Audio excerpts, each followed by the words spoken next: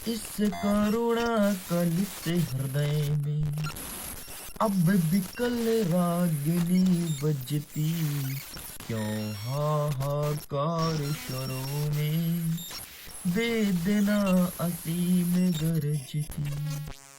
आती है शून्य क्षितिज से, क्यों लौट प्रतिध्वनि मेरी, टकराती दिल खाती सी, पगली सी देती फेरी।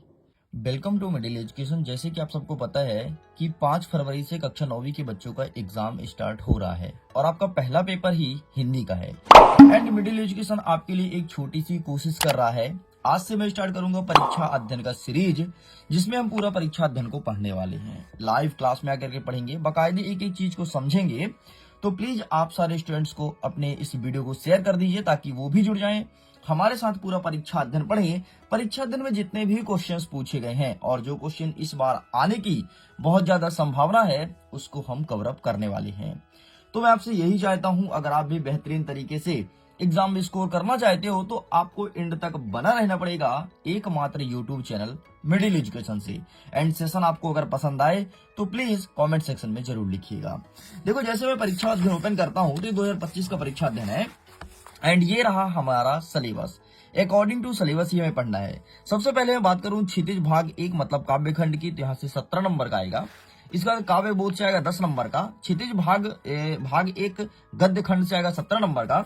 एंड इसके बाद जब मैं आगे बढ़ता हूं तो भाषा बोध से 8 नंबर का, कृतिका भाग 1 से 8 नंबर का, अपठित बोध से 4 नंबर का, एंड पत्र लेखन से 4 नंबर का और अनुच्छेद लेखन से 7 नंबर का प्रश्न देखने को मिलेगा।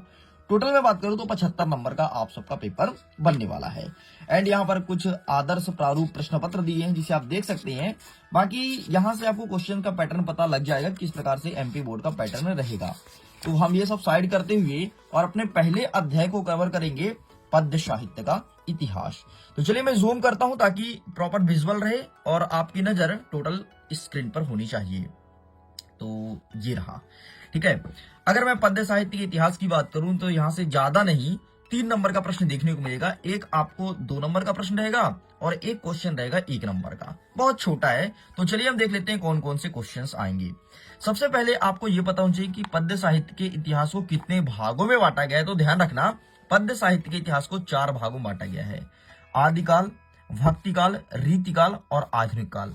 बस इन 4 भागों में बांटा गया है। इनका टाइम पीरियड पढ़ने की जरूरत नहीं है, केवल आप ध्यान रखना कि कितने कालों में बांटा गया है। तो आदिकाल, ठीक है, फिर आया भक्तिकाल, फिर आया रीतिकाल और फिर आया आधुनिक काल। अब मैं अगर आदिकाल की बात करता हूं, आदिकाल को वीर गाथा काल के नाम जानते थे। मतलब इस टाइम की जो रचना होती थी ना, वो वीर वाली रचना होती थी। जैसे बुंदेले हर बोले मुंह से हमने सुनी कहानी थी, खूब लड़ी मर्दानी वह तो झांसी वाली रानी थी। इस प्रकार से रचनाएं होती थी। मतलब इस टाइम पे बहुत ज्यादा लड़ाई वगैरह चलती थी, तो अंग्रेज को भगाने के लिए जो हमारे यहाँ की वीरांगनाएं थी या फिर जो हमारे यहाँ के देशभक्त व्यक्ति थे, उनके ऊपर ज्यादातर रचना होती थी। इस चीज को ध्यान रखिएगा। आगे बढ़ते हैं, अब आता है भक्तिकाल, जिसे पूर्व मध्यकाल के नाम जानते हैं। भक्तिकाल आते आते वीर गाथा काल से अब लोगों की रचनाएं कम कर दिए, क्योंकि बहुत सारी रचना हो गई थी, तो भक्ति पे रचना प्रारंभ कर दी। जैसे कृष्ण जी के बारे में आपने मीरा को पढ़ा होगा, ठीक है, और सूरदास जी के बारे में पढ़ा होगा आपने। तो ये सब भक्ति प्रधान रचनाएं करते थे। तो ये सब आता था भक्तिकाल में। आगे बढ़ते हैं, रीतिकाल मतलब उत्तर मध्यकाल। अब इस टाइम की जो रचनाएं होती थी, ये भक्ति काल को भी धीरे धीरे पीछे छोड़ते गए और रीतिकाल में श्रृंगार वाली रचना होने लगी। मतलब प्रेम पूर्वक वर्णन होने लगा। भाई नायक नायिका के प्रेम का वर्णन हो रहा है, मिल रहे हैं, प्रेम कर रहे हैं, उनका वर्णन है। अगर वो बिछड़ रहे हैं, जिसे तुम आज के प्रादेशिक भाषा में ब्रेकअप कहते हो, इसके बारे में वर्णन है। तो ये सब वर्णन रीतिकाल में होती थी। अगर मैं बात करता हूँ आधुनिक काल, मतलब आजकल की जो रचनाएं हैं, तुम तो देखते हो ना, आजकल की रचना कुछ समझ ही नहीं आता है, एक अलग ही चल रहा है, सिर्फ वो गाना है। बाकी जो रचनाएं हैं, रचनाएं आज भी हिंदी साहित्य को ध्यान में रखते हुए की जाती है। मतलब जो आधुनिक काल की रचना है वो हर प्रकार से हो रहा है, चाहे आपका श्रृंगार हो, मतलब प्रेम वाला हो, या फिर वीर वाला हो, या फिर ओज वाला हो, हर प्रकार की रचनाएं वर्तमान में देखने को मिलती है। तो इस प्रकार से 4 भागों में बांटा गया। ये 4 भाग आप ध्यान रखिएगा। अब हमसे प्रश्न क्या पूछेगा कि भक्ति काल की प्रमुख विशेषता बताइए, ये प्रश्न पूछेगा। तो भक्ति काल को हमने यहाँ पर देखा, हमने आपको कुछ चीज बताया है।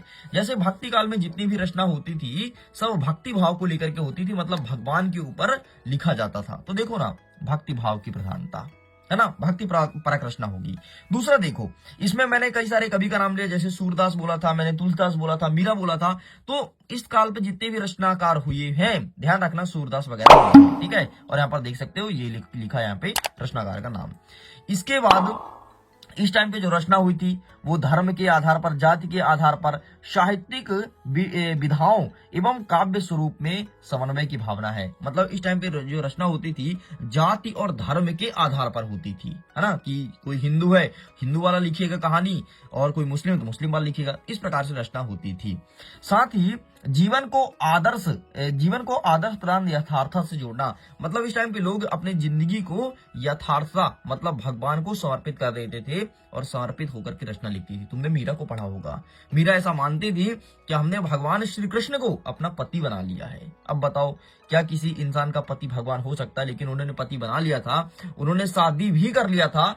इवन कृष्ण भगवान के साथ वो रहती थी और सारे दैनिक क्रियाएं उन्हीं के साथ करती थी, जैसे एक पत्नी पति के साथ करता है। ठीक, तो ऐसा वो मानती थी। तो इस प्रकार से आपको लिखना है, केवल 3 पॉइंट याद रखना, जिसको मैंने टिक किया है। ये आपका पहला पॉइंट, ये रहा दूसरा पॉइंट, एंड ये रहा तीसरा पॉइंट। इसके अलावा और अगर बेहतर या सरल तुम्हारे पास पॉइंट है, आप उसे मेंशन कर सकते हो। चलो आगे बढ़ते हैं। नेक्स्ट दूसरा प्रश्न जो हमारे एग्जाम में आएगा, वो प्रश्न क्या है कि भक्ति काल को हिंदी साहित्य का स्वर्ण युग क्यों कहा जाता है?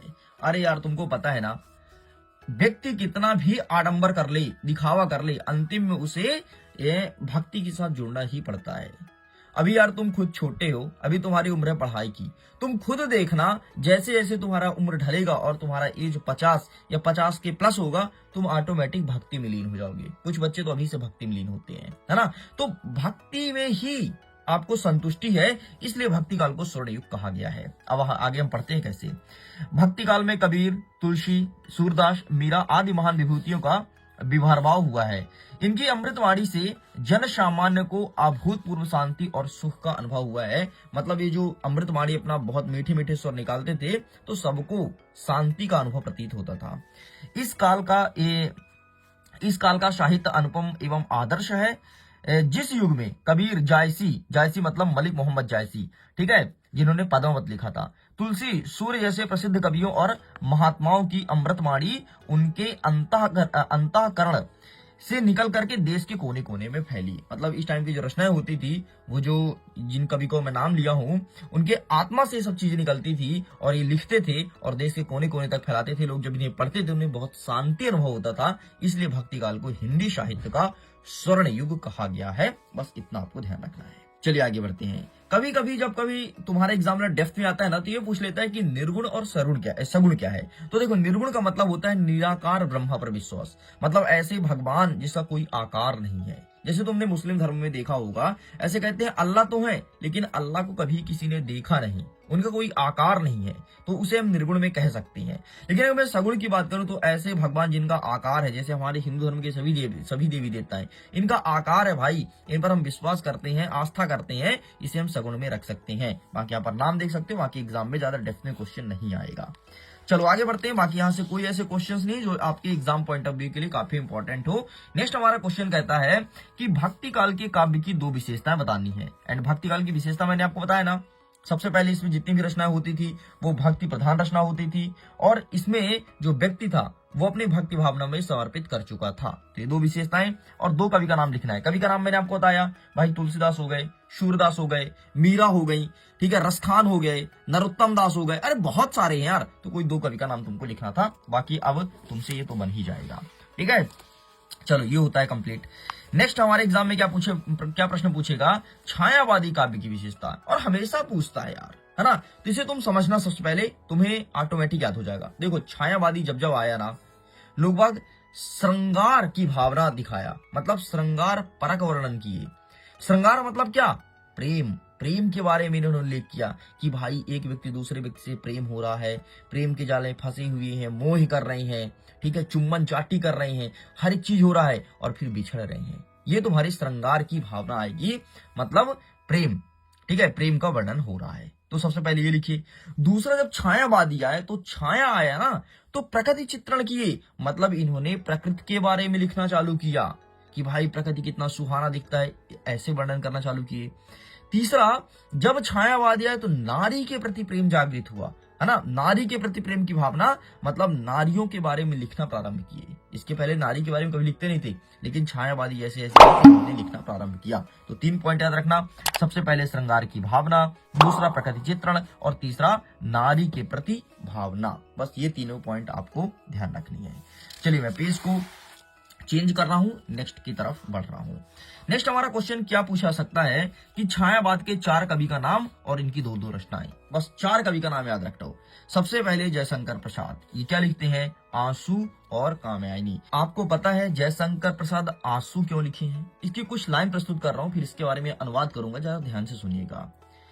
इस करुणा कलित हृदय में अब बिकल रागिनी बजती, क्यों हाहाकार शरों में वेदना असीम गरजती, आती है शून्य क्षितिज से, क्यों लौट प्रतिध्वनि मेरी, टकराती विलखाती सी, पगली सी देती फेरी।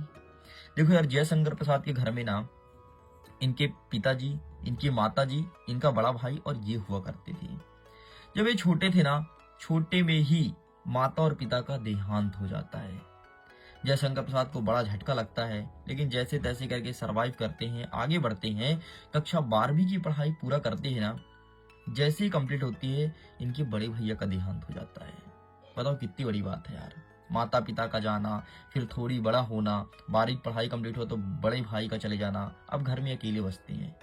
यार टूट गए थे पूरी तरह से जयशंकर प्रसाद, टूट गए। बोले चलो ठीक है यार, खुदा का नहीं मंजूर था, मेरे घर वालों को उठा लिया है, ठीक है हम आगे अपना जीवन व्यतीत करते हैं। जैसे ही शादी करते हैं, जिम्मेदारियां पूरी इनके ऊपर होती है, ये शादी करते हैं। शादी करने के बाद 6 माह बाद इनकी पत्नी का देहांत हो जाता है। भाई और टूट गए कि भगवान कर क्या रहा है हमारे साथ। एक और शादी करने का निर्णय लेते हैं, 1 साल बाद एक शादी करते हैं, पुनः 6 माह बाद उस पत्नी का भी देहांत हो जाता है। बताओ किसी व्यक्ति के साथ अगर ऐसा हो तो क्या बीतेगा। आप खुद इमेजिन करोगे कि अगर आपके आस पड़ोस किसी व्यक्ति के साथ ऐसा हो तो उसके दिल में क्या बीतेगा।